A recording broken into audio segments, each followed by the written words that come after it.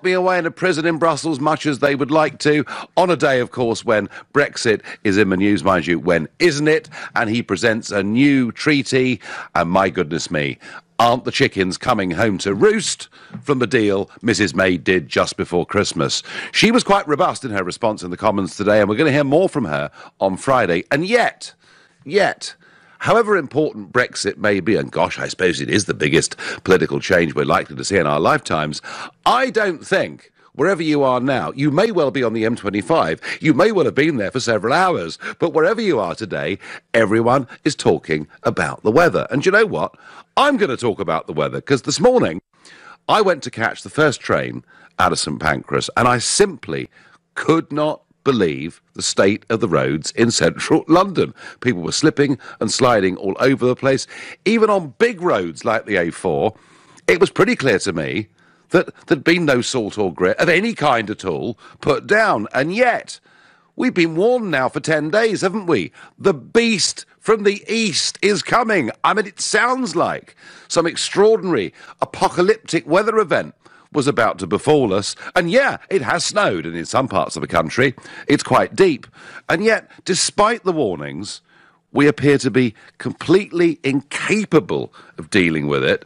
And I want to ask, where were all the gritters? Why can we never, ever get this right? If you agree with me that we appear to be wholly unprepared despite being told the beast was coming, then call me on 0345 6060 973. Or maybe you think I'm completely wrong, and actually our services at every level have done a wonderful job today, in which case text to 84850. Or maybe you think we should be a bit more British, kind of like our grandparents would have been. We should be a bit more stoic and just jolly well get on with it. In which case you can tweet using the hashtag Farage and LBC at LBC, and watch us on Facebook. We're live from Brussels. And, I just look at it all. I mean, 529 schools closed in Kent today. Amber warnings and now red warnings in Scotland, which means potential risk to life and property. I mean, it sounds like something extraordinary has happened. And yet, before Christmas, when they had the polar vortex on the east coast of America, I mean, in Philadelphia, 5 feet of snow fell. And somehow, after 24 hours or so, things appear to get better.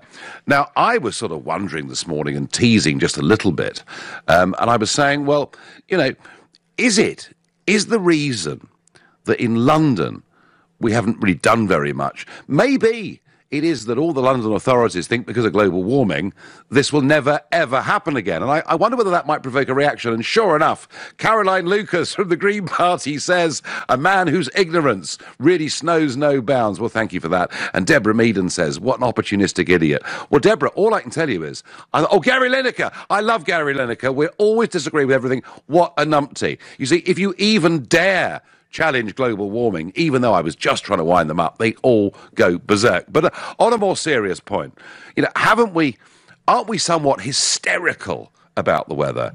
Aren't we following the principle of safety first to an almost ludicrous degree? And why is it the authorities simply can't get this right? And I really, honestly, I'd love to know. I mean, we've been chasing Transport for London all day, looking for a reaction. I'm very much hoping that we're going to get one. Why can't we get this right, folks? Or have I got this wrong? Is this what happens in other countries when it snows? Do they completely grind to a halt? And I certainly don't think they do in Scandinavia or in Germany or in countries like that. No, somehow we simply can't cope with the snow. And I want to know why. Why can't we cope? And I'm reminded, certainly once I remember I had to get to London. It was important. And the roads were closed where I lived. So I walked 6 miles down the road in my welly boots to Orpington, dodging the drifts, and eventually a train came along. So let me know. Today, did you get stuck, stranded or cut off just because of the snow? And could the authorities have done more about it? Am I being too critical? 0345 6060 973. You're listening to the Nigel Farage Show, exclusively on LBC. It's 7:15. On the day that Michel Barnier has done his best to disrupt Mrs May's Brexit plans, some snow falling across the country appears to have stopped virtually everything. Yeah, sure, it's been tough on the roads, but hundreds of schools in counties like Kent alone have been closed. And now in large parts of the country, the advice is don't leave your houses. We've got amber warnings, red warnings, risks to life and property. Now, you know, all I saw was central London today before hopping on the first Eurostar, which got into Brussels. It was 15, 20 minutes late because of a depth of the snow in parts of Kent, but hey, we got here. Are we being, on the one hand, hysterical and over the top, and on the other, frankly, ill-prepared? So I was very critical of the roads in central London this morning, critical of Transport for London. Did ask them to appear on the programme, but they've given us a statement saying, although the majority of our services are running normally, the current freezing temperatures and snowfall are affecting some of our tube, bus and rail services. Our staff are working hard to minimise the impact and have all services back to normal as quickly as possible. I apologise to customers. They should check before they travel. They tell us there were 39 gritters out around in Greater London today. Well, there weren't many in the centre this morning. But let's go. My first caller is Stuart from Edinburgh. Stuart, you are in a red warning area. How is it? Oh, you beat me to it, Nigel. I was going to say, welcome from the red zone. yeah, absolutely. So you must be facing some of the worst climatic conditions the world's ever seen, if you believe what we're getting from various media organisations. Oh, yeah, I mean, we've got a full 4 horsemen of the apocalypse raining over the skies, you know what I mean? So I presume that everything's closed, there are no shops, no food, no petrol stations. I mean, it must be really bad. Oh, yeah, I mean... Yeah, that sarcasm aside, it's been bad, but not that bad. I mean, my friends in Canada would still be laughing at this weather. Yeah, actually, Stuart, I think actually we're being laughed at all over the world. And I'm sure, I mean, and they say that in some places there are in the country, there are up to 15 inches of snow, which is 40 centimetres in European. But I mean, how deep is the snow in Edinburgh? Well, in Edinburgh, I wouldn't say it's that deep, to be honest with you. I mean, it's more just the flurries, and when the snow's sailed because of the high winds, you know, the snow's getting driven up from the ground, so it's creating quite a bit of a haze. So it's a nightmare for driving, but it's not actually that deep.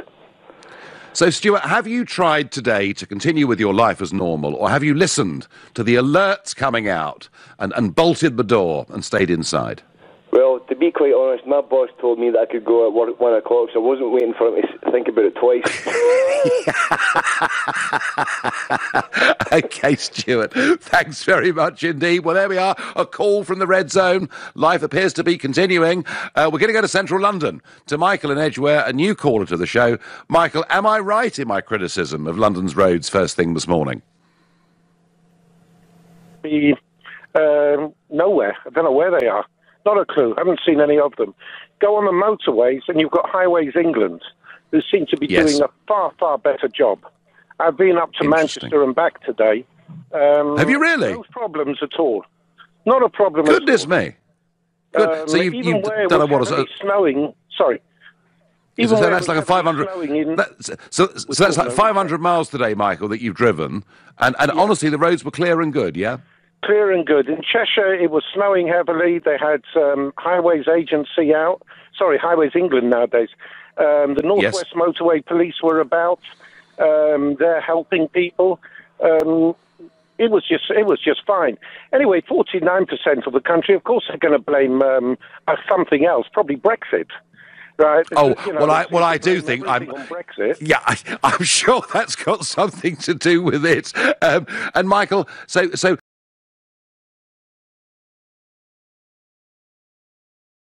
The main roads are okay, but they promise a lot more snow tomorrow, don't they? So, they do. I'm not going to be out on it. Right, so basically, Highways England, 10 out of 10. Transport for London, marks out of 10? Well, 0, really. They haven't done anything. 0. Right, that was Michael. That was my impression. That was my impression. No, thank you for that. Kathleen is calling from Wokingham. Kathleen, are you in a state of panic over this weather? I'll tell you what, I've not stopped laughing since I had the first 2 callers. I have to say, Nigel, people are snowflakes. Excuse Well, you've beaten me to it. Kathleen, I was saving it. I mean, you're absolutely... previous generations just got on with it, and now we're scared of everything, aren't we? I tell you what, I'm having to stop laughing. The tears are streaming down my face. Look, I'm 81 now. In 1962, we moved from London down to Wokingham in Berkshire, where I am now. We moved 2 days after Christmas, and then it started to snow, and it stayed on the ground, thick snow. It stayed on the ground for 3 months. I had three little children. I was expecting my fourth. I had a pram to take the youngest boy to school, to the school with the other two, and there was a 25-minute walk each way. I'm still here. Kathleen, school? Oh, Kathleen, I'm sorry, I missed... No, Kathleen, I think we're having a bit of a problem here. You said school. No, Kathleen, you don't understand. When it snows, all the schools close down, don't they? Well, my oldest son called me tonight and said the schools in Fleet have already closed. He's got to take time off work tomorrow. Oh, dear. And do you remember the... Kathleen, do you remember the winter of 47? That was even more severe, wasn't it? Yes, I do. I was 11. And I've got a photograph of me and my brother all wrapped up at warm in the snow. Yeah. And I'll tell you what we did as kids. In those days, we used to have milk delivered in milk crates. They were metal milk crates. And my mum lived on a half hill, which went down to a quite steep hill in London. And we got on the milk crates and we went straight down the hills. Where was health and safety in those days? We had such Sounds good. Well, I have to say, Kathleen, I hope all these kids who've been off school today have been out tobogganing or building snowmen or having fun. They don't. No. But I bet they're sitting at home playing on their computers. Go on. They're not allowed to do it without wearing a hard hat. Kathleen, wonderful phone call. Thank you very much indeed. Keith says by text, he says, I think we're over the top on safety. School never closed when I was a lad. However, it's a fine line really with resources. We can't have too much capital tied up in equipment for a few days a year. Countries like Sweden I get that. Keith, I do understand that is a balance for you. I'm not expecting Transport for London to have hundreds and hundreds of gritters there available. But I do wonder, Keith, given that we were told the beast from the east, it sounds like some apocalyptic Armageddon-style event. I do wonder, given we knew all of this, frankly, where the gritters were. Because I didn't see them, and my friend from Edgware, who phoned earlier, who's driven 500 miles today, praising the way the motorways have been dealt with today in difficult conditions, but it wasn't happening in London. Ian says, Nigel, come on. The issue is not global warming. Even the most ardent supporter is calling it climate change now, as there is no real evidence for global warming, and many scientists suggest we should worry more about global cooling. Man has little effect on the climate compared to the activity of the sun. Well, Ian, if we're going to go on to global warming, I don't know is the answer to that. What I do know is the late, great Sir Patrick Moore, who was a friend and supporter of mine, said to me he was convinced as a scientist that sunspot activity had a much, much bigger effect on temperatures on the planet than any CO2 we were putting into the atmosphere. But, when I put this tweet out at 6 o'clock this morning, saying, is it because they believe in global warming, they've got no grit? I was actually teasing. I've been learning from McDonald. Okay, very good indeed. Anonymous, never mind the weather. What about Major's speech? Yeah, Johnny Major today did give a speech, and it was wholly negative. He said, we can't do this, and we can't do that, and we can't do the other, and we can't expect to get a bespoke deal. And I have to say, John Major is the reason I left the Conservative Party. John Major is the reason that I was there at the start and helped to form UKIP. And 25 years on, he's being just as negative. But can't you see, Anonymous, that it's all concerted and coordinated? Labour announcing their customs union 2 days ago. And today in the Parliament, guess who's here today? Tony Blair. Oh, yes, Tony Blair's here today. Sir Keir Starmer's here today. The establishment are colluding and doing their best to try and stop Brexit. And May, on Friday, needs to pull out the speech of her life. David is calling from Fife, a new caller from the Red Zone. Good evening, David. Nigel, good evening. It's a pleasure to speak to you.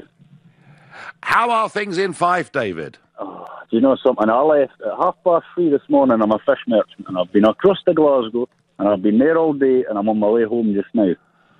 So, no, that's not possible, David. That's not possible, David. It's a red zone. You're living in a red zone. I've been everywhere. This isn't London. This is not the snowflake society up here. And David, how's it? I mean, has it been? I mean, I guess it's been slow travelling around. But what you're saying is, life in your part of Scotland is still going on. It is still going on, but I want to ask you about the gritters. I want to know where all the grit is, because I've seen this morning I did 90 miles and I passed 2 gritters, not anything coming out the back of them. And really, I've seen countless gritters today, and there's hardly any grit. So I'd like you to ask Miss Sturgeon that does a hellish job up here. I don't have any time for. Where is all the grit? Well, do you remember a few years ago, David, there was a big winter and a lot of councils stocked up on huge amounts of grit and salt and then didn't really use it for a couple of years. Yes. So I just wonder whether councils have been saying, well, hang on, we need to be proportionate about global warming, but maybe in London and elsewhere, we just haven't got the stocks we need to deal with heavy snow. I don't think there's any grit anywhere. I honestly don't, Nigel. I think it's terrible. The roads are shocking. The roads are going to be ice tomorrow. I would not advise anyone to go at night. The roads. No. Definitely not, because all they're doing is ploughing it and there's no grit coming out the back. I followed 2 gritters side by side and they were ploughing and not one bit of grit coming out the back, so I don't think there's any grit. Right, David, thank you for your call. And David's saying there's no grit, there's no salt, and tomorrow it's going to be absolutely awful. You're listening to the Nigel Farage Show, exclusively on LBC. It's now 7:30.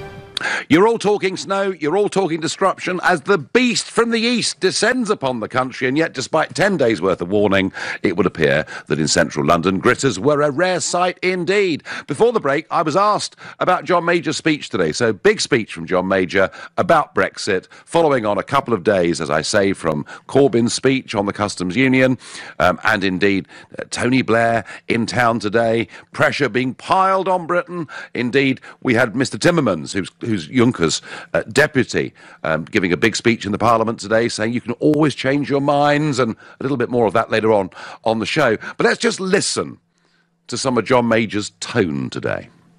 We simply cannot move forward with leaving the European Union, the single market, the customs union and the European Court of Justice, whilst at the same time demanding an à la carte, beneficial to Britain, bespoke entrance to the European market. It is simply not a credible negotiating position. A willingness to compromise is essential. If either side, the United Kingdom or the European Union, both sides, either side, if either side is too inflexible, too unbending, too wedded to what they won't do rather than what they could do, then the negotiations will fail. Can't, won't, it's impossible. We can't have this and we can't have that. And he said in other parts of his speech, we can't have a Ukrainian deal and we can't have a Turkish and Norwegian deal. Negative, negative, negative, negative. Compromise, Sir John Major. I mean, she virtually gave the country away before Christmas in an attempt to keep her party together and to try and get the thing to move on. No, I'm sorry, John Major is wrong. Look, we are a great country. We have voted for Brexit because we believe in governing our own country and making our own way in the world. That about can't, John Major. The word we need is can. We can do whatever we want. Now, Barnier, as I say, in many ways, has behaved predictably today. And the biggest problem, I think, of all, and there are many, but the biggest problem of all is he's basically saying that Northern Ireland has to stay in the customs union, has to stay in full regulatory alignment, has to stay with a system where the European Court of Justice is the ultimate arbiter of how they can live in that country. And all of this has to happen. Otherwise, there'd have to be a hard border, and that would damage the Belfast Agreement and all be a disaster. Funny, isn't it? Because I got a document here. It's a European Parliament document from their Constitutional Affairs Committee, published last year. It's entitled Smart Border to Avoiding a Hard Border on the Island of Ireland for Customs Control and the Free Movement of Persons. And it shows how, with modern technology, all of this could be dealt with. So why is it suddenly such a problem? Well, it's because It's because actually the people who are putting up the Irish problem, talking about the hard border, are the European negotiators themselves. They're making life as difficult as they possibly can. Mrs May was robust today in her response. She did say the draft legal text that the Commission has published would, if implemented, undermine the UK common market, threaten the constitutional integrity of the UK by creating a customs union regulatory border down the Irish Sea, and no UK Prime Minister could ever agree to it. Yes, Prime Minister, I agree. And what will we get on Friday when she speaks? Will we get the Lancaster House speech, the one that I applauded, cheered on this programme to the rooftops? Or will we get Florence, where she says we love everything in the European Union, and whilst we're leaving, we'll basically rejoin all of it? I think the time has come for Mrs May, frankly, to call not just their bluff in Brussels, but many of those in her own party. The time for strong leadership on this is now. And Barnier did say that everything he'd put in this 120-page draft treaty today, that all of it was their backstop position, but if the British could make a better offer, they could actually come to a better deal. So a bit of strength,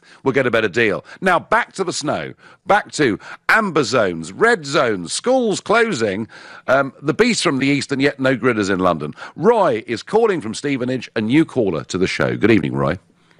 Good evening, Nigel.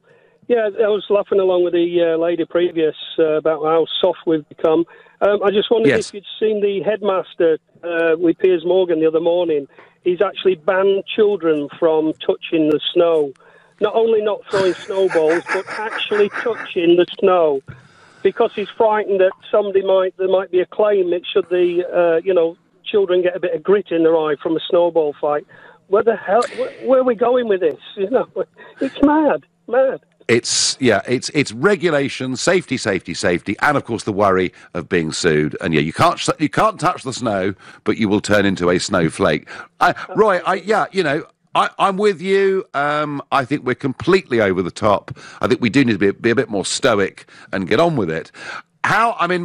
But I'm still going to say, despite the fact that's how I feel, I'm still going to be critical of Transport for London, because I do think, given the huge amount of warning they had, they could have done better this morning, Nigel, do you know if the likes of Hertfordshire don't have much snow and Kent are having a real time of it, do they actually share resources?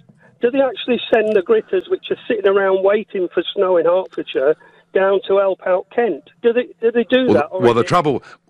Well, I don't think they do, but please somebody tell me that's wrong. Tell me that county councils and unitary authorities cooperate. I guess the problem is that, well, do you know what? We'll send the gritters, and that'll be good, and then we'll send the bill, and they might not pay. But if someone, I tell you what, Roy, if someone knows the answer to Roy's question, call 0345 6060 973. Don't know, Roy, but hey, you've set a hair running. We'll find out. I thank you. I'm going to Blackpool, and not just Blackpool tonight. I'm supposed to be in Blackpool tomorrow night on Question Time. So, Andrew, a new caller to the show, is Question Time going to be on in Blackpool tomorrow night, in your view, Andrew?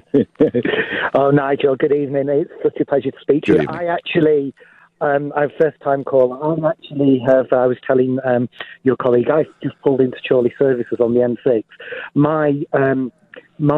What I wanted to say was about your point about people not being able to plan. 5 hours ago, I was in the red zone. I was due to fly from Edinburgh back to Birmingham Airport, and the gate was called. The airline this morning had said all flights will be going today. We've got no plans for cancellation. And then at 3 o'clock, they suddenly cancelled every flight to and from Scotland for the rest of the day. Now, and was that, in your view, Andrew, was that justifiable, or did it look over the top? Well, to be fair, it's been a tough day, in Edinburgh. Yeah. Somebody who doesn't live in Scotland. It seemed quite tough in terms of, but planes were taking off and landing, Nigel, and the transatlantic planes from Edinburgh were still going. So I was left in a situation where, because the airline couldn't say, well, we don't know when we're going to fly again, I was left in a situation where you either have to jump on a train or do what I've ended up doing and hire a car and drive 300 miles. So, and that's what you've done. That's what I've done, but I just think the forward planning should have been there because, like you rightly say, this hasn't come out of the blue. No. The beast from the east. I've never known a weather event to be more publicised than this. Andrew, I thank you very much indeed. Andrew from Blackpool, though, at Chorley Services right now. And I'm going to be in Blackpool tomorrow night. In fact, I'm going to be broadcasting on LBC from 6 till 8. Tomorrow evening, so I've got an hour off Ian Dale from 6 till 7. He's got another event to go to, in fact, big global awards that are taking place tomorrow night. And then after 8 o'clock, I'll be going off to do Question Time, which I haven't been on for about 16 months. That's if we get there. So we'll just have to wait and see tomorrow. Kathy says, Nigel, I don't agree with all this health and safety, but I will say, I think there is such a thing as global warming. You can't keep polluting the atmosphere and expect no problems. Kathy, there may be, there may not be, but right now we have snow. Sheila says, Nigel, here in Carlton, Wiltshire, our roads are all well gritted. Problem is, we have no snow or ice, says Sheila. Nigel, if you can make it to Blackpool tomorrow, give the Ramonas hell on Question Time. Disappointed about Question Time tomorrow because it was pre-advertised a couple of weeks ago by Dimbleby. And Diane Abbott was going to be on the programme with me and Ken Clark. That was what we knew. And I've now heard that Diane Abbott has pulled out, which I have to say, somewhat disappointed by. Jackie says, what a nanny state we now live in. In 1963, we all walked to school in weather when there was 3 foot of snow. No snowflakes around then. Matt says, I'm working 6 hours later tonight outside a nightclub in the freezing cold, but I'm English and my grandparents taught me to brush it off and get on with it. Matt, I have to say, I think being a doorman on a nightclub tonight does not sound like a whole barrel of fun. You're listening to the Nigel Farage Show, exclusive in LBC. It's 7:45. Well, it was bitterly cold in Brussels today, but no snow, I'm pleased to say, and the European Parliament was in session. A big debate about Poland. They're about to apply Article 7 of a treaty to Poland, which means that Poland will be stripped of its voting rights. Why? Because they don't like the changes that are being put in place with the judiciary in Poland. They think it's wrong. So I did my bit and I said, the Poles are very resilient people. After all, Lech Walesa, Solidarity helped really in many ways to bring down Soviet communism. I suggested perhaps they might do the same again to the European Union. Well, got to tell you that Mr. Juncker's right-hand man, Commissioner Franz Timmermans, didn't like it much. Do the Polish people understand that Mr. Farage's best friend is Vladimir Putin? Nonsense. Do the Polish people know that? Unbelievable. Do the Polish people know that in Mr. Farage's view,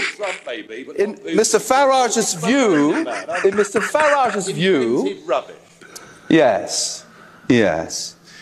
When somebody says something you don't like, you just try to prevent them to say it, don't you? Rubbish. And you know. You admire Vladimir Vladimirovich. You must be very scared, Commissioner. That's all I can say. I'm not. Well, yes, I'm shaking in my boots because I'm next to you. You must be. Well, that was the European Parliament today.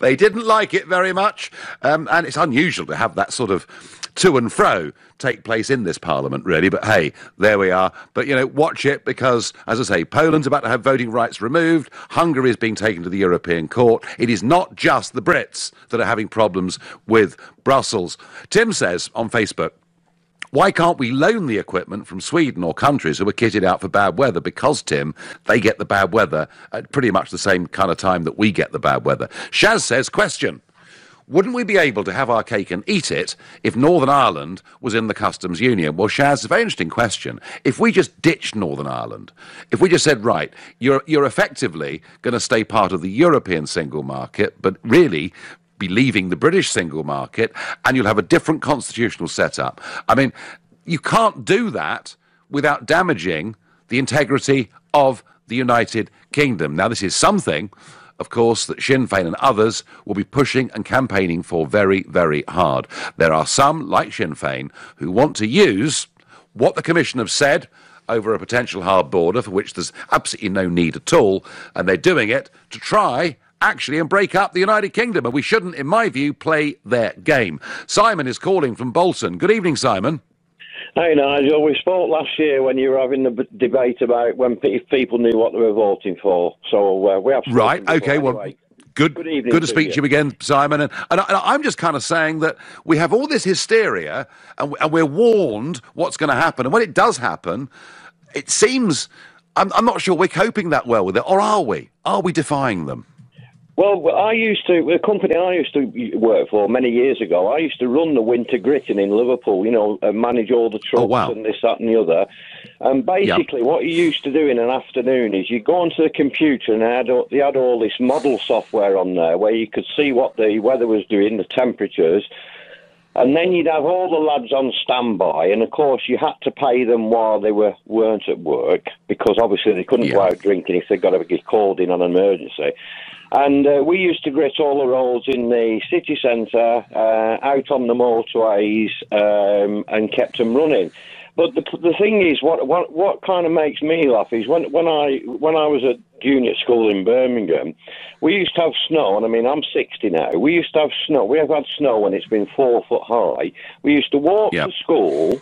We used to walk to school, go to school, have our little bottle of milk, and then the headmaster would send us all out, and we'd clear footpaths on the playground so that people could walk in no problem. There was no issues with snowballs and all this malarkey, and I can't understand. I mean, it's like they've cancelled trains in areas where they don't need to. And this morning on Nick's show, the people that were ringing in about the state of London, it was absolutely horrendous, and I can't wait to see what Mr. O'Brien's best buddy says tomorrow morning. Well, quite. Well, Simon, that's why I got that hair running at 6 o'clock this morning, because I simply couldn't believe the state of side roads. I get it, but I couldn't believe the state of the major roads in London this morning. It was quite extraordinary. Simon, I'm with you completely. And Sadiq Khan will be taking your calls with James O'Brien tomorrow morning from 10 o'clock. So that's going to be good. Simon, I thank you. And by the way, if you're confused about the green, amber and red signals, and particularly if you're living in a red zone, you best find out. lbc.co.uk has got all of those explanations. On Twitter, Kay says, global warming is about erratic weather conditions like this because of the extra heat and moisture it generates in the atmosphere. We're not going to argue about global warming. I was just teasing, that was all. Dudley says, the only grit that matters is the grit of our cabinet to secure a good Brexit. Very hard to get away from Brexit, whatever you do. Adrian is in Luton and a new caller to the show. Good evening, Adrian. Good evening, Nigel. What I'd like to Good say, evening. Nigel, I travelled down to London this morning at 4:30 down the M1 motorway. I did get held up for 3 hours because of an accident. But I've got to agree with you, when I got into London, none of the roads had been gritted, side roads or major roads. And it took me over 2.5 hours just to get into the central of London. I'm just on my way back home now because it's took me that time to do my work. I travel to Bulgaria regularly and the Czech Republic, and they have severe snow. And there is never any hold-ups in them two countries. I think, I've been in France when it snowed, and maybe the first few hours there's a bit of chaos, and then they sort it out.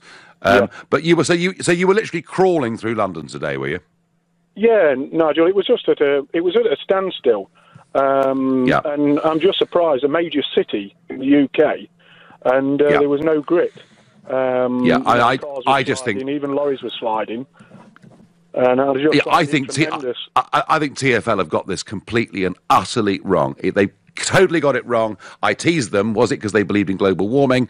They didn't have enough grit. And hopefully Sadiq Khan will answer that question on LBC tomorrow morning. But Adrian, you're absolutely backing up what I said. I agree with you. There are unforeseen circumstances where you can't blame the authorities if something happens. But this was absolutely foreseen. And by the way, Adrian, how was the M1? The M1's fine, Nigel. It's clear. I'm travelling home at the moment now, back to Derby. And the roads are fine. The motorways are running quite good. But you would just think if you get into a major city that the roads would have been gritted, and they weren't at all. Yeah, why can't we cope? Adrian, thank you. I'm going to go to Aidan in Tottenham, another new caller. Aidan in central London. Are my criticisms right about the roads? Yes, Nigel, you are. My mother was born in 1929, evacuated for a month at the beginning of 1940. And between July and September 1940, the Germans bombed London every night for 56 nights. Not once was her primary school closed in those 56 nights. Not once was her secondary school closed in those 56 nights. And she would have to clamber over burnt-out rubble buildings to get to school. And all I'm saying is I think the overreaction by some companies in cancelling trains before there's even been any snow is just a complete overreaction. And I do hope that the silent majority who voted for Brexit will just get on and do things as they always have done. And I think the British people will just do it. I can't stand these overpaid presenters, people on the BBC, talking rubbish about everything, when in fact most people are very sensible. And I hope Theresa... Oh, Aidan, I heard them. On the weather, I heard someone on the BBC yesterday saying that if you're going outside, please wear some warm clothes. Well, I'd never have thought of that, would you? Well, they pay it's just bizarre. A year, you know? It's just bizarre. The whole thing is just bizarre. No, Aidan, I'm with you completely. Thank you. And I've got time for one last call. Kasif, who's calling from Batley. Good evening. Hello, Nigel. It's quite simple. It's when it snows, it causes such disruption is because people have to drive to work. I mean, 20, 30 years ago, it used to snow 2-3 feet of snow, but the teachers used to put on their wellies and used to walk to school because there was a community spirit. Now you have teachers have to drive 50, 60 miles to get to the schools. And I mean, I think that needs to change. Yeah, no, do you know what? You're probably right. We probably all do travel further than we ever used to, and there are more of us doing it, and that does contribute to it. Kasif, I agree with you. You're right. It's a fair point. A lot more pressure on our public services in every way. So coping with snow is now a generational thing. It's snowballs versus snowflakes is how it would appear. Perhaps I'm being cruel. I did read an amazing story once in the late 18th century in North Norfolk. There was a huge blizzard overnight, and the only one young boy, made it into his primary school to sign his name in the register, and his name was Horatio Nelson. And I just think, OK, I'm not asking people to do stupid things, and it is going to freeze like crazy overnight, and there will be a lot of very, very dangerous roads out there all over the UK tomorrow morning, so please be careful. But hey, closing down schools by the thousand, reacting the way we are, is completely and utterly over the top. You've been listening to the Nigel Farage Show, live from Brussels. I'm back tomorrow night. I'm hoping from Blackpool. We'll have to see how that goes. Coming up at 10 o'clock tonight, it's Ian Collins. But up next, it's Clive Bull. Nigel, thank you.